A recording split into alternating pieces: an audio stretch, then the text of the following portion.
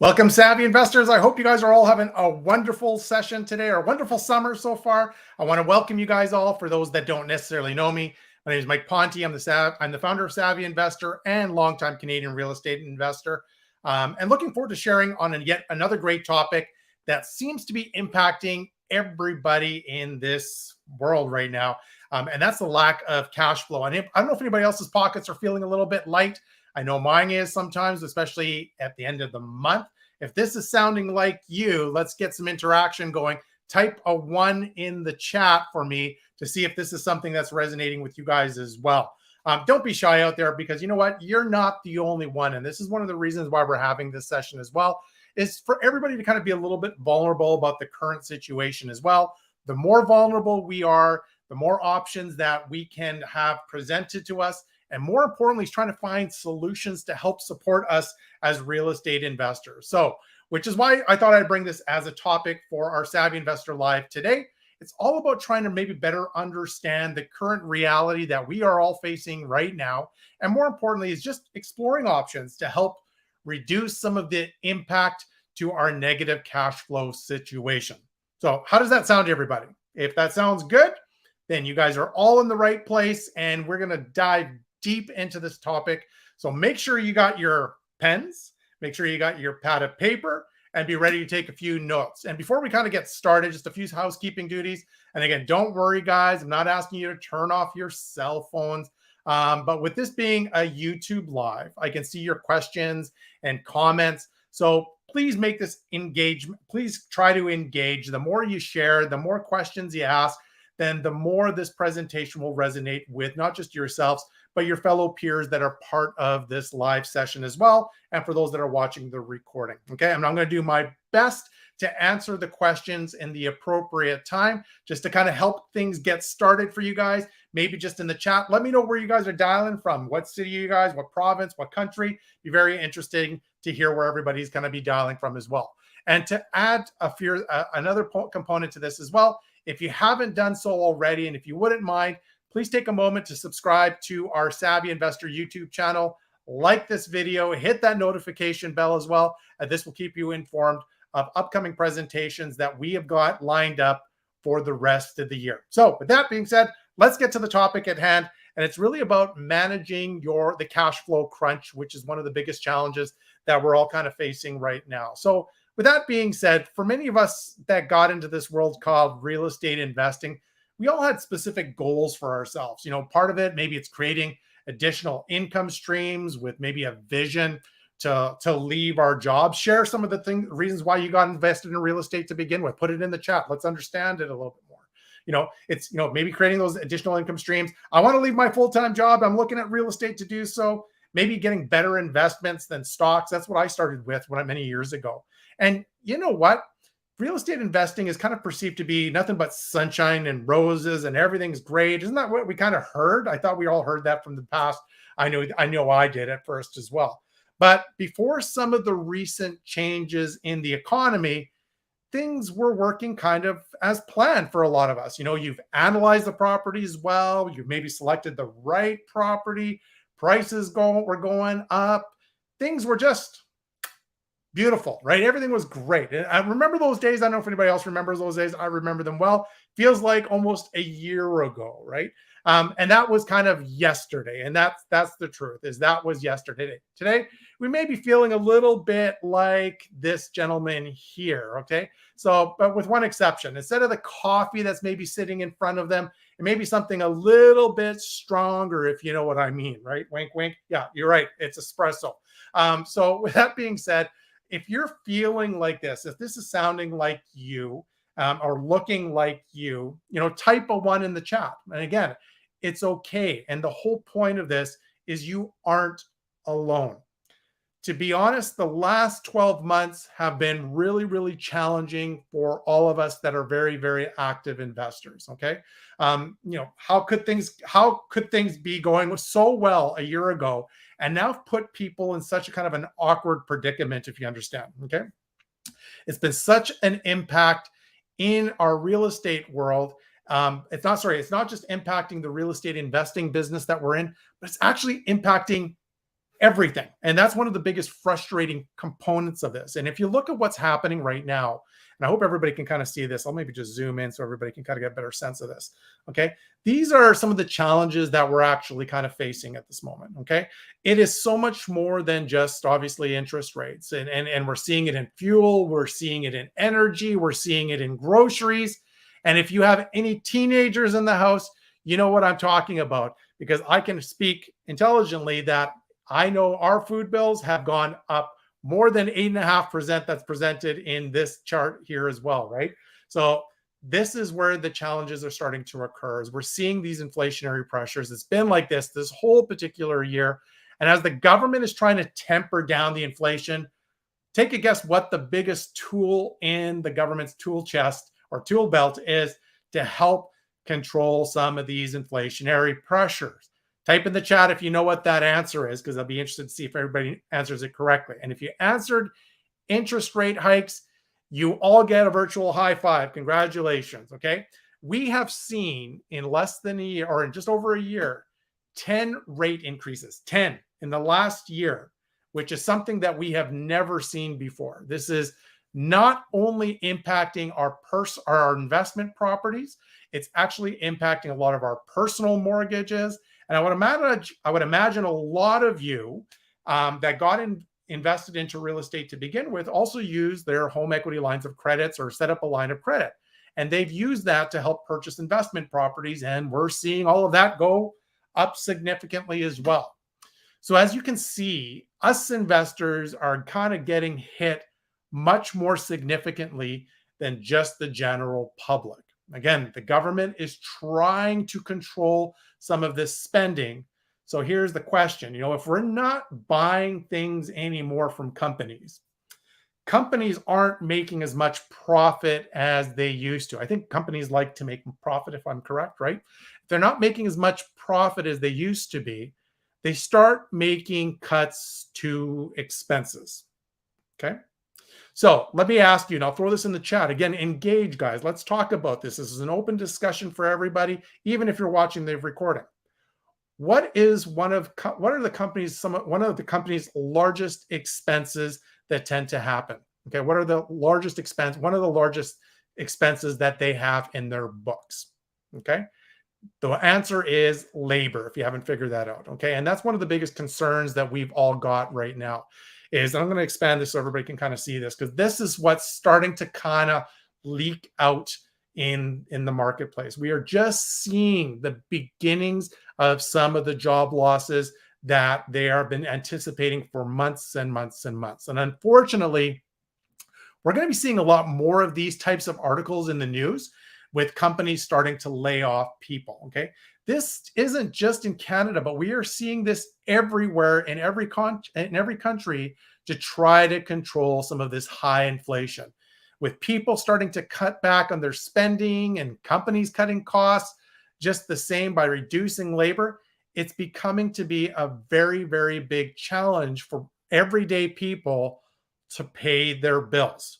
So much so that even the banks are starting to catch wind of this. And more importantly, they're preparing themselves for this. Okay. Most banks have doubled or tripled their forecast of bad loans with the anticipation of things are going to be a problem in the very near future. Okay.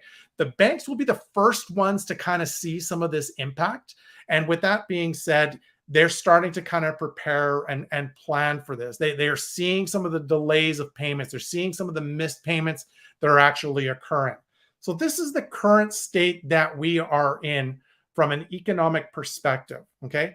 And to add insult to injury, unfortunately, one of the other things that we're also seeing, and it's not happening in every single province, but we're also seeing, obviously, the wonderful landlord and tenancy boards across the country. They actually don't believe inflation impacts us as home providers. Of course not. We are landlords. We are wealthy as can be, right? Why would that impact us as investors? Okay. So they must not be watching some of the things that are happening in the news, like we are seeing in our pocketbooks and in the news. But some boards are only allowing a certain small percentage of an increase, usually between 2 to 4%, depending on the province. And then to add insult to injury even further, Our poor friends in Ontario are being impacted with significant delays with evictions with their tenants. And this can last between 8 to 10 months. And so with that being said, tenants are not necessarily needing to pay their rent for 8 to 10 months because they know they're not going to get evicted for this time period. So you've got an economy that's challenged us. The banks are challenging us in regards to interest rates. We're not able to fulfill our increases to the best of our ability. And so there's all of these things that are happening within in our business. And for a lot of us, it could feel a little bit like this. It could feel like a giant money pit. I don't know if anybody else is feeling this as well. And the question is, why am I getting involved in this real estate investing thing when I'm just getting hosed in a lot of cases? It really is starting to create significant impact for a lot of us that are investors as well. Okay. It's impacting us personally. It's impacting us in our real estate investing business. And it's probably impacting us in so many other ways. So the real question is, what should we do about it? Or what can we do about this? So I challenge you guys in the chat. You guys are all active investors, or many of you are active investors. What is it that you are doing today to help manage the cash flow crunch that we're all dealing with? You've got lots of different options. But the question is, what are you guys doing right now to help offset that? Let's talk as investors. Okay. Now, truthfully, I believe there are two options that we can roll with. Number one, we could bury our heads in the sand. And that's the easiest solution for everybody, right? We can bury our heads in the sand and pretend it's not happening because it's so easy to do, right? You may feel sorry for ourselves, a feeling of absolute hopelessness. And that could be many of us today, that we're all feeling like this situation right now because it's extremely, extremely challenging. Or we have another option, which is we can actually get to work. Okay.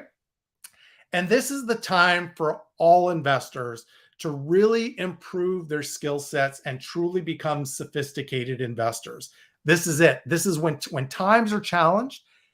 This is the time where you got to kind of roll up your sleeves and get going. Okay. Everybody is an incredible real estate investor when times are great. Remember those good old days when properties were appreciating 10, 15, 20% per year? Everybody's gloating about how amazing they are on social media about raising, how much money they've made. It's during these times of challenge is really when the work begins. Everybody can be really successful during the heydays of real estate investing. But the real solid, more sophisticated investors really come out during times like this. And I know it's really difficult for people to hear this right now, but this is the truth. Okay. And it has to start with one very, very simple principle as we talk about how best to manage the cash flow crunch right now. And the first thing that everybody needs to understand is this is your business and it needs to start like that. Okay. The first thing is everyone needs to understand that they are entrepreneurs and they need to be treating themselves exactly as that. Okay. Is you do need to start to have kind of an entrepreneurial mindset. This is a business. You are a business owner. So act like one. Okay. You don't see other businesses right now in this situation just throwing their hands up in the air and saying, oh, well, you know what? The government just capped my rate increase or my rent increase. I'm just going to give up. You need to get into that mindset of an entrepreneur. You need to be resilient. You need to be aggressive in problem solving.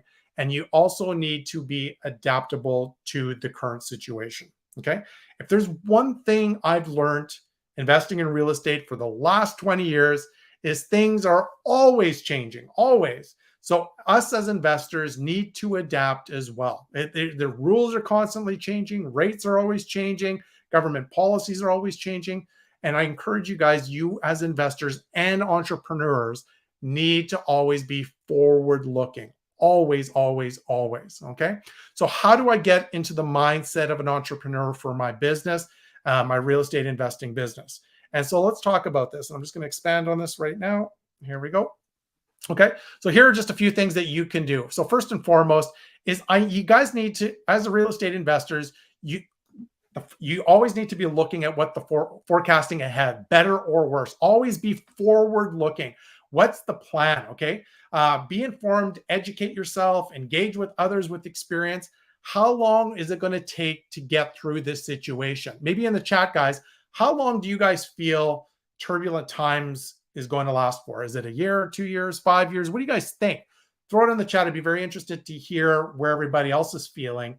But what we are planning for as part of my real estate investment company is we are planning that turbulent times or these challenges or these rates are going to stay with us for the next 2 years.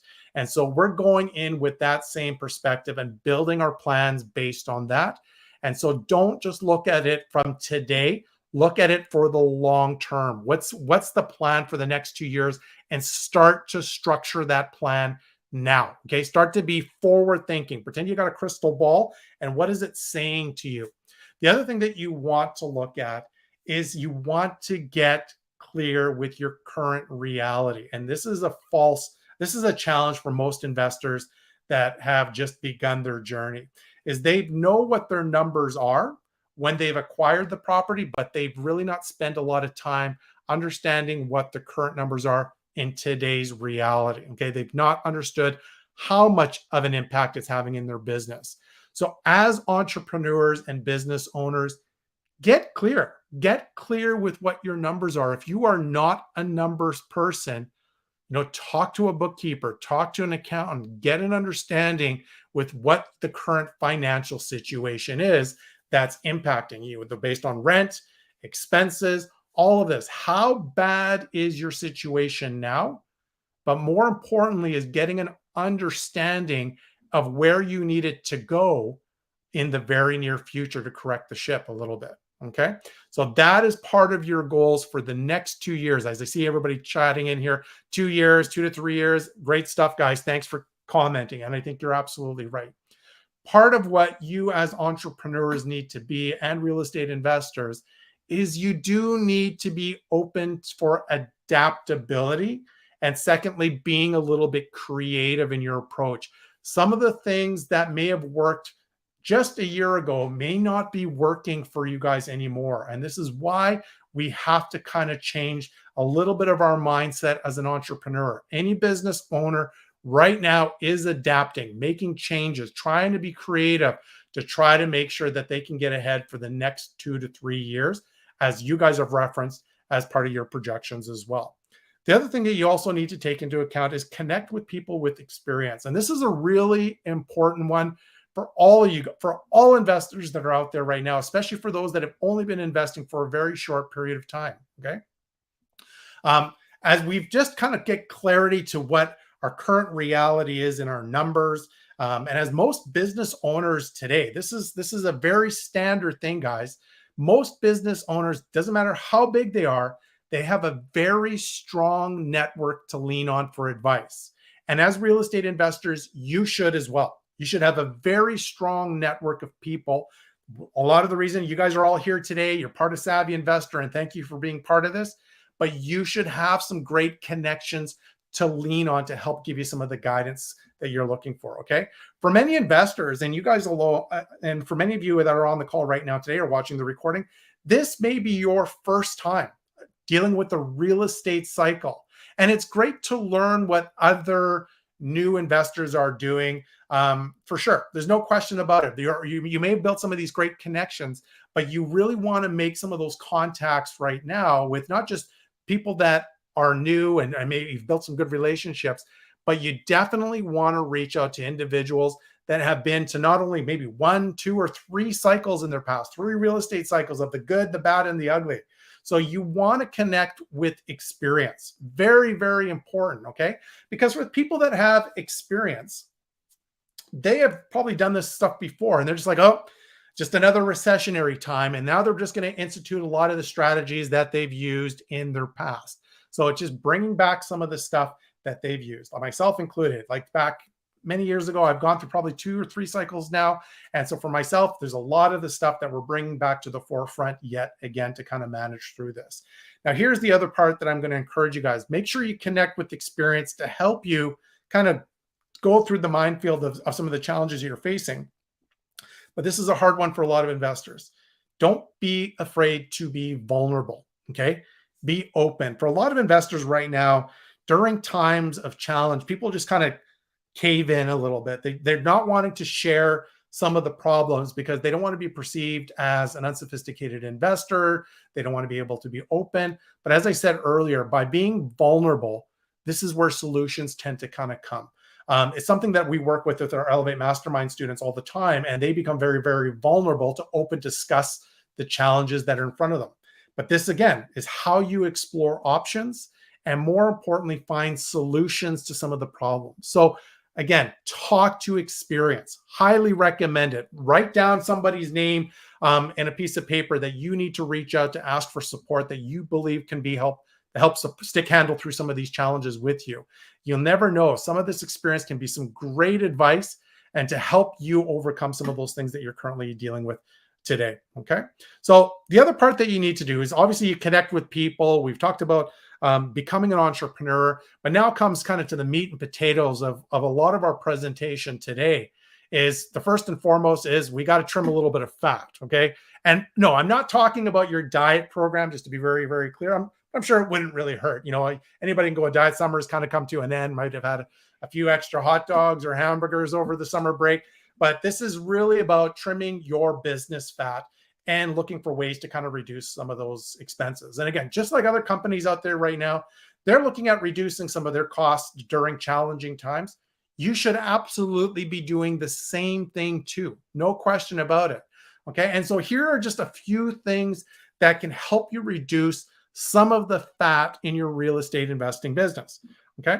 So I hope everybody can kind of see this, but the first one, and it's one that some people are aware of, some people aren't aware of, but it's really, really important that the first discussion has to be with your bank or your mortgage broker.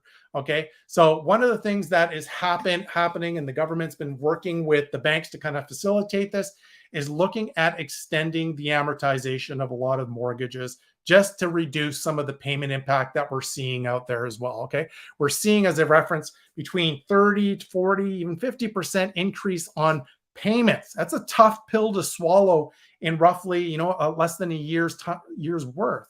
So the banks are trying to help facilitate it, and they don't want to be foreclosing on properties. Trust me, they don't. And so with that being said, they're trying to find ways to make it palatable for people to kind of get through some of this challenging time. So banks are opening up amortization to up to 40 years. So some banks are facilitating this, some are not. It does require a little bit of policy that needs to be done and some paperwork that needs to be done. But this is one of the first things that you may want to just explore just to get through some of these challenging times. Okay. This isn't always the best option, as you're paying more on your interest payment than you are on the principal side of your mortgage. So it can be a little bit of a challenge, but it really is just trying to bide you time for the short term. And you may want to just adjust things right now for your amortization just to make it a little bit easier for yourself. Okay. So that's the first thing. And that's the one I highly recommend. If you are feeling the crunch, talk to your mortgage broker, your banker, just to look at some of those options to begin with. The second one that I want to talk about is really about renegotiating agreements. And this may be that time to have that discussion with some of your lenders about maybe getting a discount based on volume. You maybe have signed up with your mortgage broker or your property manager, and you only own one property. You may have now got 2, 3, 4 properties under your belt. This may be the time where you're maybe getting a little bit more of a discount on your property management fees. Okay. So if you are looking at if you are using a property manager today, this may be some of the discussions that you want to maybe be having right now. Okay. It's very, very standard in the industry that as you grow, you will be able to reduce some of your rates in lots of different things. Okay. Other aspects you can look at is landscaping, utility companies, garbage removal. Okay. So these are things that you can kind of incorporate as part of your business. Okay. And start to have that discussion and negotiate. Other ways you can also do this is something called expense bundling. Okay. So this one, maybe write this one down, expense bundling. Okay. So if you don't have the volume in regards to your portfolio of multiple different properties, well, maybe you can bundle with maybe a neighbor, okay, or maybe other investors to share some of the costs and resources. So let me use an example. If you've got a couple multifamily properties and your neighbor's also got a multifamily property that's doing lawn maintenance or snow shovel removal, Why not come together to get better rates and use that one resource together? Okay, so creating this expense bundling to reduce costs. Okay, it works very well. As I mentioned earlier, companies are looking for more income just like you guys are.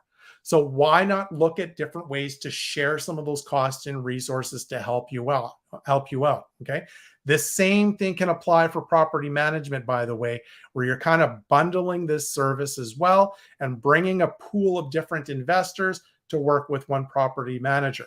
So how do you find individuals as part of your bundling team or your bundling colleagues? Why not Savvy Investor? Why not reach out on the chat right now and say, hey, I'm looking for an expense bundling partner? Why not? Okay. Other things that you can also look at as well is we talked about expense bundling from vendors. The other one that is absolutely true is actually with the insurance business. And we've all seen our insurance costs go up quite significantly. So one of the things we can look at is as you grow your portfolio and work with an insurance agent or insurance company, the more properties you work with them, you can start to create kind of a bundling effect. This can actually save you roughly between 5 to 15 to maybe even up as high as 20% off your insurance premiums. And the same thing, maybe you have some fellow peers that are also looking for insurance. Well, why not kind of collaborate together, work together, and bring a pool of investors to work with the same insurance company? They will be appreciative and you will get supported with better rates. Okay, so those are just a few. The one that I'm tending to see and we're utilizing as much as we possibly can, and I'll talk more about this in a second, with the demand for rentals right now, it's been unbelievable, is we're seeing a major change where we're transferring utilities to the tenants, okay? So if you've been paying the tenants utilities as part of your rent, stop that, okay? You've maybe been including this as part of your rent.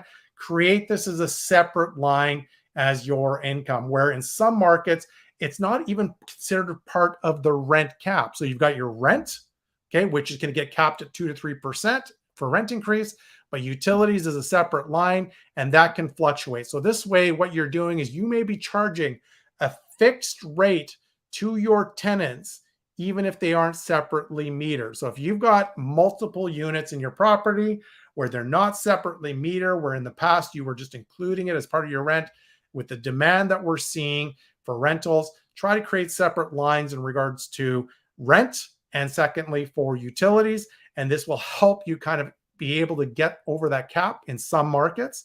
But at the end of the day, this is a great, great way to increase income, especially if you've been paying a lot of these utility costs. So when you're considering and you've got turnover in your properties, look at separating those now. I know it's something we're doing quite significantly, even if they're not separately metered, and it's helped us quite significantly as well. Another thing that we can talk about is an energy audit as well, just to reducing some of the expenses of utilities, and it may be in the common areas, but look for those things to kind of maybe help reduce some of the costs. The weather's starting to change around the corner. Here in Vancouver, we're definitely feeling fall. It's definitely in the air. So with those anticipated costs ready to go up, maybe there's an opportunity where you can reduce some of your expenses that way, and maybe hiring somebody to do an energy audit for your property itself. This can go a long way for all of you guys to keeping those costs down. And for some cases, depending on the property, you know what, you can probably increase the value as well. So with that being said, one of the other parts that we want to look at, this is the expense line. It's one of the first things a lot of people start to focus on, a lot of companies, is how do I reduce expenses? So those are just a few that we can share. Don't be afraid to chime in the chat some of the other suggestions that you may have that can help your fellow community as well and your fellow peers. But again, these are just a few of things that you can do. And like I said, they're simple to do, easy to have some discussions. And at the end of the day, all we're trying to do is just manage that cash flow crunch and try to get that negative cash flow to much more of a positive situation. Now, the other way to do this is let's make some more money, honey. That's what we're all looking to do, right? And probably one of the reasons why you're on the call right now is, all problems tend to just get resolved when you're making more money in your business. Would you agree? I'm not sure if anybody would agree with that, but I can agree with that, okay? But from a rent perspective, we have never seen the demand for rentals across the country as high as we are seeing right now. Okay. So with that, we're seeing vacancies at an all-time low. And just to kind of show you guys some numbers, I know it's difficult to see, so I'll just expand this. You can see litter province by province, and hopefully you guys can zoom in a little bit and take a look at the numbers. I know they might be a little bit small, but in a lot of cases, many markets, we're seeing this in almost every category, every province. Rents are going up, in some cases double digit numbers. Okay, so it's quite interesting as a vacancy becomes available, it's being backfilled with another tenant paying significantly more rent than what we had. And it's, again, look at these numbers. It's just based on the Canadian average. We're looking at about 11.3% increase so far. And this is the latest information from rentals.ca. Great website for those that are looking for information about rentals. Okay. Now, with that being said, there's multiple different factors that are driving these rents. First and foremost, it's in migration. So you're going to see some provinces having stronger rental demand than others. The other part, and if you haven't been watching the news, we've got a big number that, Mr. Trudeau is trying to bring in 1 million people in here with immigration as well. So we've got in-migration moving from provinces, a significant number of immigration coming in. And the last thing that's significantly driving the demand is affordability. So those are the three biggest determining factors that's driving this rental market to levels like we're seeing with the rent increases. Okay. So the one comment I wanted to make is the affordability piece. And this is a number everybody should be paying very close attention to, because it is something that is really sticking out. Is that we're seeing some of the challenges with mortgages and higher mortgage rates. We're actually seeing a lot of people start no longer being able to afford their homes, turning into renters. So when you've got immigration, people leaving their homes to become renters, the demand has just gone up so significantly. So what this means is we are seeing huge jumps in rent, and we're seeing high demand. And we shouldn't be afraid to ask for higher rent increases when we can. I know some cities, some provinces are struggling with caps versus others. But the important part is, if you have the ability to do this, please take the initiative, okay? We can justify these higher normal increases because, again, we're seeing this all over the place with the cost of inflation. So we can communicate that to our tenants about why the rents are going to the levels that they are at, okay? So to start off with, the first thing that everybody needs to do is, obviously, we need to raise rents. Okay, everybody needs to push the market. It's something that we're doing in our business as well. We are absolutely pushing it. Right now, as an average in the markets that we're in, between 10 to 18%. That's our numbers, okay? And we're getting it with really no issue. And if we're having a little bit of turnover, it's getting turned over very, very quickly at the higher rents. In one case, we actually had a situation where one of our properties actually went multiple offer on one of our properties for rents. We actually got $200 more rent than what we were advertising for. Love it. Great stuff. Okay. Loved it. Okay. So again, I know some markets will have caps, but regardless if you have caps in the market or not, do yourselves a favor. Raise the rents and make sure that you are communicating to your tenants that the rents have to go up every single year. And if they turn over, don't be afraid. Like, at the end of the day, the demand is there, but the worst thing you can do is not raise rents at all during these times of inflation, because things are not going to be that rosy for the next little while. So it's all about being prepared and making sure that you're trying to mitigate that negative cash flow situation in your business. Okay. Other things that you can do, obviously, we're here to make more money. So let's look at some different other alternatives that we can look at. First and foremost, look at your space, revisit it with clear eyes again. Maybe there's opportunities for storage space or garages or a storage locker. Maybe you've got a relatively large lot, okay, which is just not being utilized appropriately. Well, guess what? Summer's just kind of come to an end. Maybe you can utilize a different type of income stream, which is maybe RV or boat storage, okay? Especially this time of year. People are wrapping things up. They may not have the space, but you can start to rent out some of that space for other uses, okay? I know for myself, I got one of my properties. I've got 2 RVs that are coming in. They're paying an extra $150 a month. Love it. Perfect. I'll take that all day long. Okay. Other things that we can also take into account as well is maybe pet fees. In some markets, they allow this where you can charge a pet fee per month per pet. Okay. And for us, we're charging about $50 a month per pet per fee, per pet per month. That's not saying that I'm bringing in a zoo of pets into my property to help offset some of those costs. Probably do more damage than not.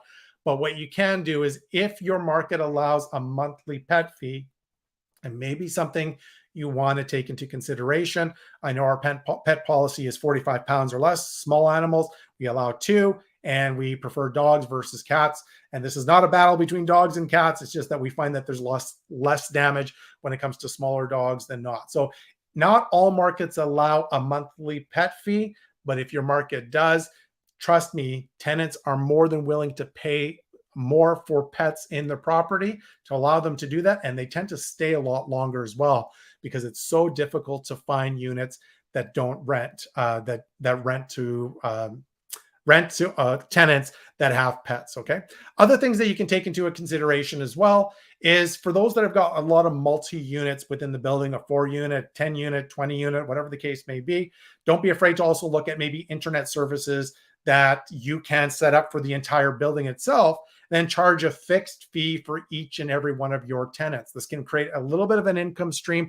And that's what we're trying to do, is how do we find ways to add more income to our business to reduce the impact in the negative cash flow side. Okay. So you may have started to do some of this already, and it may not be working as you were hoping it is. Okay. And this maybe just still isn't enough.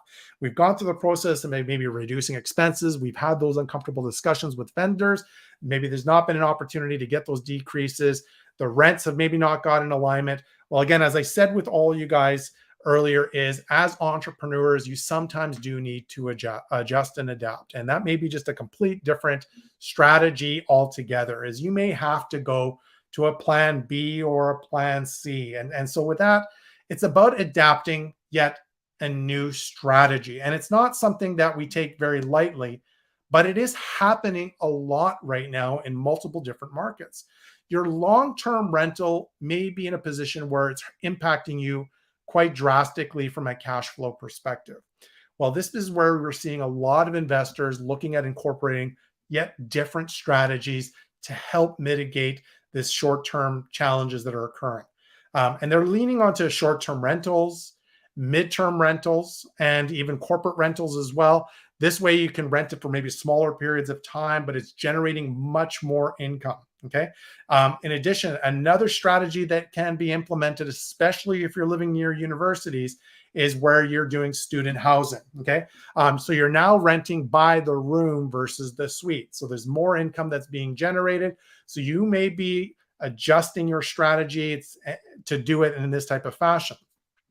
Another option that you may be exploring is like, listen, you know what? The property really isn't performing. I may be looking at a potential exit strategy, and you probably see a little bit more response to this, is rent to own or lease to own with existing tenants, where they can make the purchase for them much more economical as well. Okay. So these are kind of a few strategies to take into consideration. If long-term rentals isn't working anymore, okay, don't just kind of sit on your hands and do nothing. You need to kind of maybe adapt. And part of this is maybe just learning a little bit about these different strategies to see if this makes sense for you or not. Okay. These strategies that I'm sharing with you with short-term rentals, mid-term rentals, student housing, there's definitely a lot more hands-on work, hands-on involvement required. Maybe there's more maintenance, more expense, but in most cases, they do provide more income than your conventional long-term rental. So again, it may be something short-term that you wanting to accomplish and do until you can kind of get through these next couple of years. But you may have all of a sudden identified a new strategy that's working even better for you than what long-term rentals were as well. Okay. But the one little caveat that I want to make sure I've captured is with short-term rentals and even mid-term rentals, make sure you pay close attention to city bylaws as well. They're constantly changing because short-term rentals is taking away a lot of demand or a lot of inventory from the long-term rental space. So make sure you get yourself educated, learn a little bit more about these strategies, engage with your fellow peers and colleagues that have had success, before you kind of implement this. It's all about making sure that you're making the right decisions before you change complete different strategies altogether. Okay. The other thing that you want to look at too is this. This is for our real estate experts. Okay. And these are the ones that are working with our money partners or working with money partners in their business. Okay. And this is going to be a tough one for a lot of people. If you guys are real estate experts in there, just type in the number 1 in the chat so I can see who you guys are. If you are a real estate expert and you're working with money partners, be it private lenders or even joint venture partners, I want to know who you guys are. Okay. And this could be one of those things. It's like, for you real estate experts, you know what? You're dealing with not only a cash flow crunch, which is challenging. Okay. Can be really, really tough, but it's even harder when you actually have to report back to investors. Okay. Really, really difficult. You've provided them with the pro forma. You're promising them a specific cash flow. And now that's kind of gone. There it goes. It's just disappeared. Bye-bye. It's all gone. Okay. And so with that being said, you know that you've got a challenge or an issue. And even worse, you've got to have a potential uncomfortable discussion with maybe a potential cash call to manage yourself through these challenging times. Okay. Now, this is a bit of advice and really get this drilled into your mind, because I've been doing this a long time and I've seen this. The important thing for you real estate experts, and thanks for sharing those that are real estate experts working with money partners, the important thing that you guys all need to do, very, very important, is communicate with your partners. Let them know what is happening. There's probably no surprise if they haven't called you already. But the important part is be honest with them, okay? They hired you. They brought you in because they trusted you. So it's important to be transparent and discuss those options with your partners, okay? The worst thing you can do, absolute worst thing, and I've seen this before, is where real estate experts are not sharing. And what's happened, they've not disclosed. They've made things feel like everything's working out accordingly when behind the scenes it is not, okay? And it bit them really, really hard later on, okay?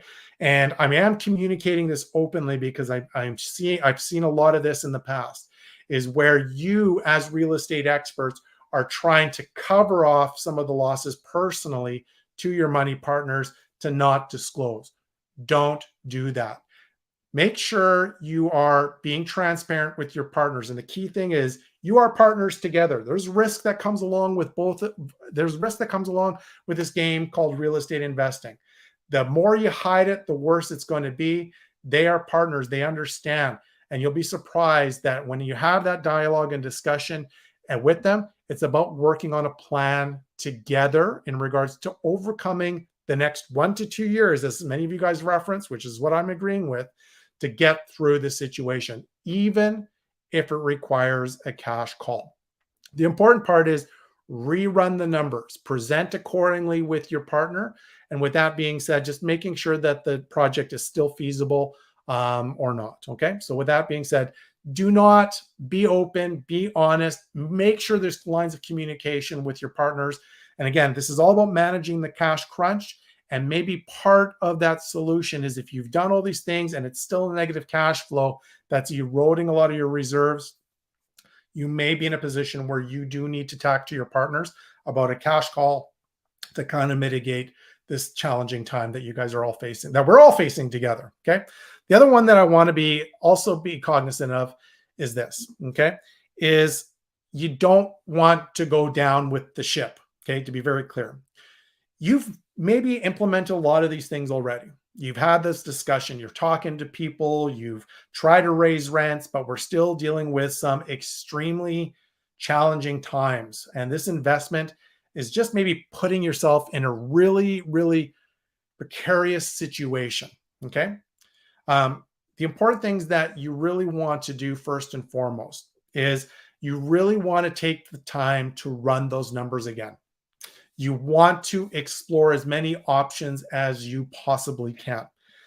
And the real question is, are you able to sustain the negativity of this property for the next 1 to 2 years? And again, as I shared with you guys earlier, Try to be forward looking. How long is this going to last? Is this going to be a continuous challenge? And the question is, can you get through this or not? Now, this is a tough one for me to say this, but sometimes you just need to cut bait, which means you just need to stop the bleeding. Okay. And in some cases, maybe you're putting a lot of good money into bad. And this is not a real easy comment for me to say, but trust me, it can be something that might be better suited. And to be very clear, I'm not saying that the property that is negative cash flowing, you should immediately sell. But at the end of the day, if this negative cash flowing property in your investment portfolio has become an anchor to your sinking ship, don't risk yourself personally to a property that is absolutely a dog and it's just not looking like it's going to turn around. And if you're just being hopeful that it's going to, and it just keeps dragging on and dragging on, and it's just keeping you sinking in, or keeping that ship is starting to sink even further, just be aware it may be time to make that decision that you may need to do something about that. Okay. You may take a hit on the property. Okay. It's not a great feeling. Okay. But it is better to do so now and let the ship fully take you under, and you under personally. Okay. It can be an extremely hard decision. And I know that. Now, for any seasoned investor that's been doing this a long time, we've all had these types of properties in their portfolio that are challenged. Okay. And trust me, when they kind of go away, when you've maybe taken a hit in the number. Okay. And I know I have in my past too. Okay. The relief is truly amazing just to get rid of that dog so you can move on. Now, my bit of advice is, if you are in this position where you are struggling and the ship is technically sinking, and you're maybe struggling for advice and opinions, ask for advice, ask for a second opinion, bring other experienced investors to help support you, to help you justify your decision before you proceed down this road. Okay. I get it. There's a lot of people struggling out there, but there's a lot of people that are able to kind of help at least provide a second set of eyes before you actually throw in the towel on this project in itself, before you get fully impacted. Okay. So make sure that this ship is not sinking you personally as well. So be aware of this. But the problem is, if you've got a property that is significantly negatively cash flowing and it's impacting you personally and your family, start to make some decisions, but don't wait on this. Start to be very reactive. It's all about getting involved in the business right away. Okay. Now, the other thing that I want to highlight is this. Okay. Let me just expand this a little bit. Okay. As we're kind of wrapping up our presentation tonight, and I want everybody to be clear. This, as I said earlier, this is a typical cycle of a real estate business. For a lot of people, this is their first cycle, and they've just ridden the absolute high of the thrill and the optimism and the euphoria of the business.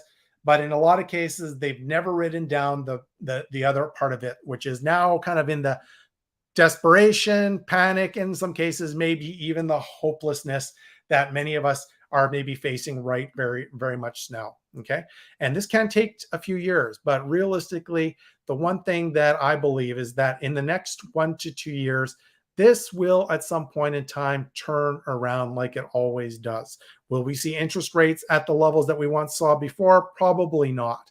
But I'm going to tell you, there are things that will improve over the next several years, because, like I said, it is a very cyclical business, and you will see these things start to ease a little bit. Okay. Now, at the end of the day, these are what has been highlighted and communicated to you guys are just some options to kind of mitigate some of the challenges that we're all facing during this current part of the cycle. So the important part is this: as we referenced earlier, we all have choices. We all do during this time. We can all do this and curl up into a little bit of a ball, get into the corner, and just feel extremely sorry for ourselves. This is so easy to do. Very, very easy. Okay. But if you ask yourself, would any successful entrepreneur, be it Mr. Bill Gates, Elon Musk, Mark Zuckerberg, they just accept the circumstances of any challenging economy, or will they be doing something about it? And that's the important message I want to leave with everybody tonight is, you guys as investors, you need to get into the mindset of an entrepreneur. Okay. Be that entrepreneur. And more importantly, is you want to take action. Really, really important. Take that action. Okay. I shared some suggestions to kind of help you with that cash flow crunch today. Maybe all of them can't work. They may not. Okay.